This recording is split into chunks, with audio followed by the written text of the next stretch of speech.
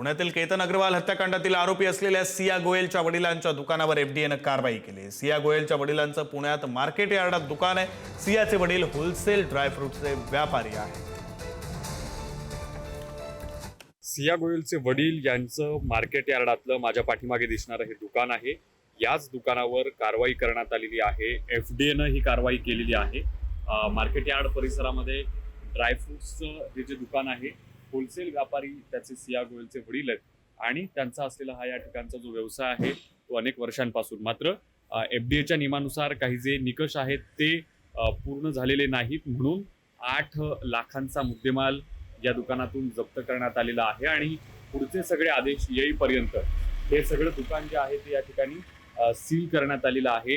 पुढचे सगळे आदेश जोपर्यंत येत नाही तोपर्यंत हे दुकान आता सिया गोयलच्या वडिलांना उघडता येणार नाही। तुकाराम मुंडेंचा हा मोठा दणका सिया गोयल हिच्या वडिलांसाठी मानला जातो, कारण मार्केट यार्ड परिसरामध्ये या सगळ्या कंपन्यांच्या माध्यमातून, दुकानांच्या माध्यमातून सिया गोयलच्या वडिलांचा व्यवसाय सुरू होता। मात्र केतन अग्रवाल हत्या प्रकरणात आपण बघितलं की गोयल कुटुंब आणि सिया गोयल आणि त्यानंतर आता सिया गोयलचे वडील यांच्या अडचणींमध्ये वाढ झालेली आहे। एफडीए कडून ही मोठी कारवाई करण्यात आली आहे।